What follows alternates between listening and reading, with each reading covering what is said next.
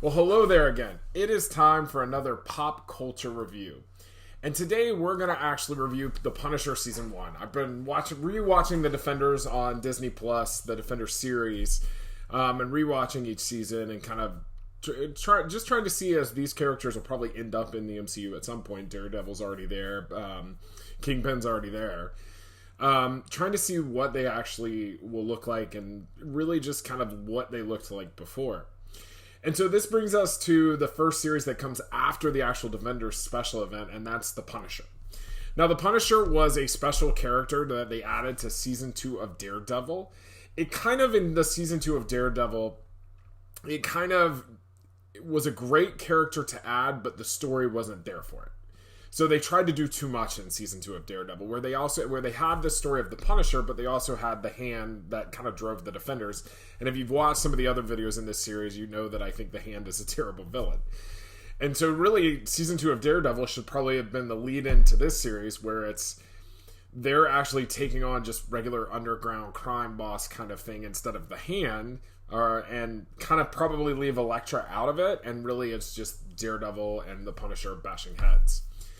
Now, as you look at the series, basically it leaves Frank Castle, the Punisher. It leaves him kind of hiding after the events of the Daredevil Season 2, and he kind of gets dragged back in, where he is starting to uncover the scandal that kind of killed his own that had his own family killed, and that drove him out of Afghanistan, because he was a soldier in Afghanistan, and there was an underground operation, involves drugs. It's a long backstory.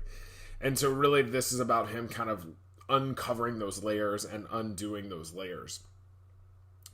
And really when you look at this show as a whole, I think there's a lot of good ideas in it.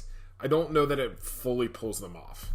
Now, number one, Jon Bernthal as the Punisher is great. He's like perfect for that character. He's the perfect type of intensity, but also can do a little bit of humor. Yeah, kind of that masculine. Like when you think of the Punisher from the comics, Jon Bernthal really fits that, and I hope they'll look at bringing him into the Marvel Universe when they actually bring the Punisher into the Marvel Universe. Now, the Punisher bringing into the Marvel Universe, kind of like Deadpool, where it has some challenges, because really to do the Punisher right, you kind of have to be pretty brutal with it. It has to be a rated R. You can't really do PG-13 Punisher, because really his whole thing is all about revenge, that he's going and he's trying to get revenge on people. And as he's trying to uncover this story of revenge, and it involves like his best friend, it involves the people who are leading, and like a shady CIA agent. And really, as you look at those guys, the kind of villain characters are okay. They're not great. Like the guy who plays the CIA agent, I've got IMDb pulled up to try to find that one out. Paul Schultz is good in that character. He's menacing in that character.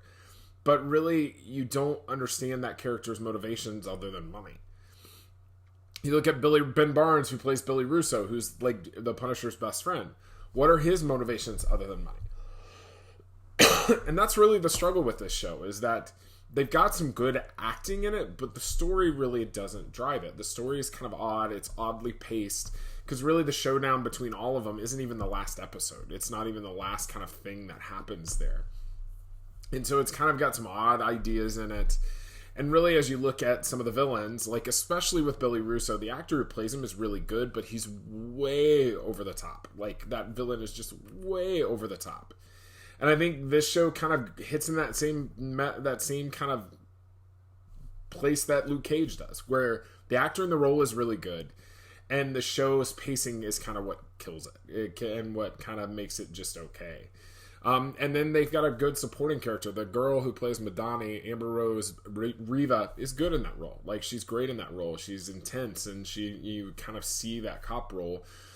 But her kind of where she sits in the law enforcement structure is still kind of weird too. And then you never really find her motivations to really drive and find out what happens in Afghanistan. It's kind of just, she was working on that case.